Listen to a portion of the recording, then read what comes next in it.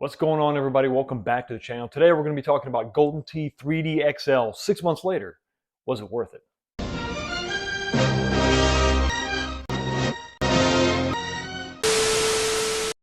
Okay, so here we go again with another 6 months later episode. This is going to be the first one featuring an XL cabinet, the first XL cabinet that I ever purchased, the first XL cabinet that Arcade1up ever produced. So what do I think about it? Well, here's the criteria. It's the same criteria that we use with every single 6 months later video. We're going to talk about the problems that I've had with it. How's it held up? We're going to talk about the playtime overall, any modifications that I've done, and then overall at the end, we're going to ask the question. I'm going to answer the question. Was it worth the original purchase price of 699 bucks? And that's always the big thing. That's always a big kicker. So overall problems. What problems have I had with this cabinet? So we're going to not talk about the obvious at first. We're going to talk about this other issue that we had, that I had with the single control device, the ball here in the middle. It was an issue only after an update was issued by Arcade1up. So when I first took the thing out of the box, there was really no issue at all. The trackball was, just fine. It was responsive and all that. There was an update that was done. Not exactly sure what that update addressed, but it didn't mess with the trackball pretty substantially. It threw everything off. Then another update was issued, and then that was fine. Let's talk about something else besides the number one problem, the number one issue I had right out of the box. And it's probably just refers to maybe the fact that this was the first XL cabinet and they didn't really know exactly how to package it. But this thing showed up with a few little scuffs, a few little dings that I usually don't see with an Arcade1up 3/4 scale cabinet. Nothing major, but coming right out of the box, fresh out of the box with that, that big price tag of $699, I expected that to be a little bit better. But let's talk about the number one problem that I had right off the bat, and that was the monitor. The monitor itself, the problem with the monitor, the 19-inch monitor, wasn't really apparent when we first placed our orders, right? When we first saw this thing introduced, the videos, the marketing material and all that, they didn't really address the fact that they're using a 19-inch monitor, but it was a different monitor, not a BOE, not an IPS display.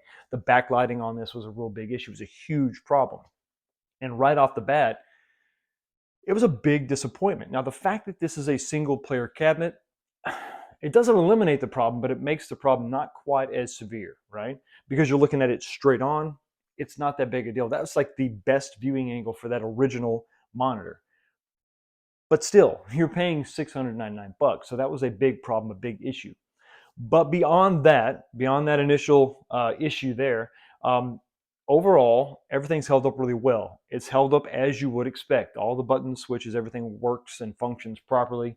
I've had no sound and audio issues. The marquee looks really good. It has not failed in any way. So overall, there's really been any big disappointments, problems, or developments with the cabinet over the 6 months. It's held up really well. Obviously, I'm digging the shape. The fact that there is no riser. This thing is not incredibly heavy, so it's not really difficult to move around. So I haven't really had any kind of issues as far as the structure. This thing holding together is actually held together really well. Some of that is because they pioneered the stacking process that they do to get the height with like the big blue cabinets where they stack the panels and they have some reinforcements and brackets inside. They were able to do some of that work on the 3/4 scale so that when they got up to the XL, it was fine-tuned, right? So it wasn't just the first iteration. I think if they did everything all at once with this cabinet, being the 19-inch, being the bigger cabinet overall, and having to do it all and place all your bets within this one cabinet without building on anything that they've done with other cabinets, we could have had a potential issue. But overall, the build quality has been really good. So as far as problems go, that's really about it. Now let's talk about playtime.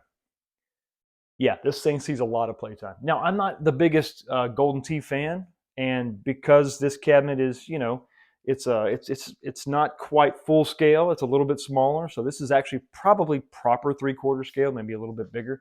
You're going to have to grab a stool and sit down because you're going to be in this thing for 18 holes.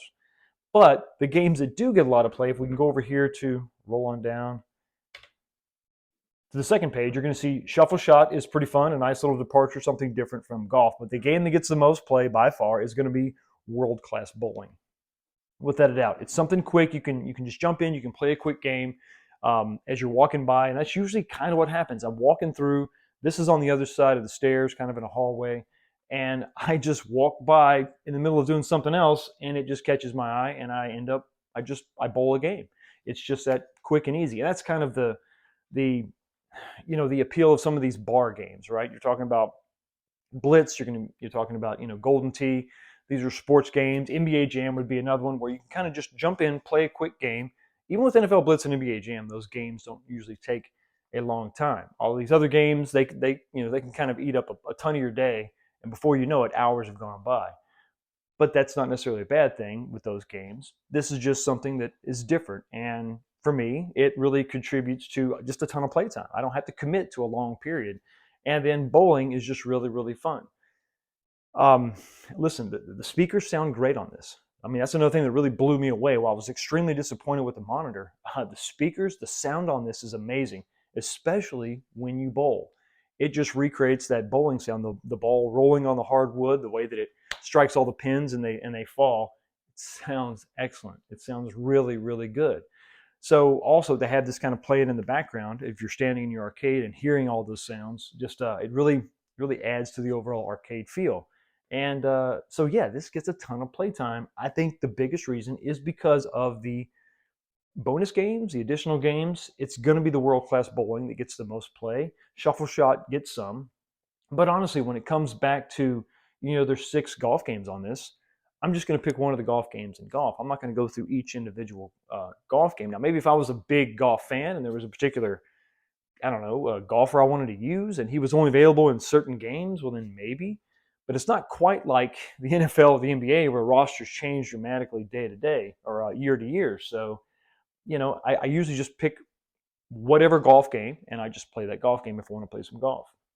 But it definitely gets a lot of playtime. The trackball is held up really well in spite of all that playtime. Okay, so now we're going to talk about the mods, the modifications. We're not going to talk about this right off the bat. I will say that I did go ahead and modify the coin doors. I added the Retro 530 lit coin doors. That's just a simple modification that makes a big difference in the arcade. Without that, you kind of lose the coin door sometimes, especially if you've got this in a part of your arcade that isn't extremely well lit. You kind of lose the fact that there's a coin door there without those little lights shining. So it makes a big difference. So I definitely did that. And then the only other modification, the biggest modification, the thing that made an incredible difference, it is that monitor. I was able to find a 19-inch on eBay that worked and was able to take that, swap that out, and it made an incredible difference. It's what should have been in the cabinet from the very beginning. So that modification, there's videos on this channel. If you're not sure what I'm talking about, scroll through some of my videos and check that out. You'll see that it's there, and it made a phenomenal difference. It's exactly what should have come in the cabinet. It's an IPS display. It's backlit. It's LED backlit. It's not an edge lighting, which was what we had with the very cheap monitor that came in this, and it just makes the experience that much more immersive. It elevates the value of the cabinet doing that mod. So having that mod in there, having the right screen in this cabinet from the get-go would have affected the next question, which is basically, was it worth it? Looking back now, 6 months later, all the playtime I'm going to consider, the issues that I've had, which have been pretty much minimal, and the big thing is it's always going to come back to that monitor. I think it was a modification that I absolutely had to do to see the value in it, to really just enjoy it, because you're going to stand off to the side, left or right. If you're standing there, if you're shifting your position, you're going to notice the glare, and it's just going to bug you. Why? Because you spent $699 on this cabinet. So was it worth the original purchase price? No. But I am not disappointed that I got the cabinet. I love the overall size and form factor. It's just a little bit bigger, just a little bit wider than the 3/4 scale, but it feels right. It feels more like a true 3/4 scale arcade, especially when you sit this next to a real arcade cabinet like I have over there with Raiden 2. The monitor should have been that way from the beginning. If that monitor was in the cabinet, would it be worth the $699 price tag? I still don't think I get there. Here, I'm a firm believer, and this is where I'm going to sit. Every single 3/4 scale cabinet, for the most part, is going to be worth $499 in my opinion. There's always caveats taken. There's always things that, like when you have some specific light gun technology like Sinden light gun, they put in a T2 cabinet, but you're getting one game. So there's always these trade-offs, right? So, there's always a way that a 3/4 scale is going to work its way down, in my mind, to $499. When you're talking about an XL cabinet, if you put the right monitor in it, I think that justifies the increase of $100.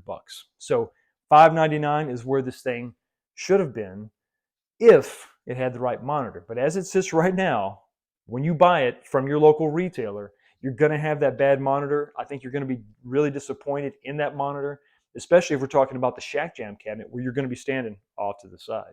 So it's $699. It's not worth it. At $599, it would be worth it if you had the right monitor. But as this thing sits right now with that really poor monitor, I think this is it's probably a $499, maybe even a $399 cabinet because of the issues that I have with the monitor. Overall, the cabinet is really, really good. The quality is there and other aspects, other parts of it. So I think I'd probably, if I had to really nail this down, it's probably a $499 cabinet. It is. The modification is easy, but it's a modification that you shouldn't have to do. Anyway, thank you so much for stopping by and checking out the channel. Y'all have a blessed day, and I will see you next time.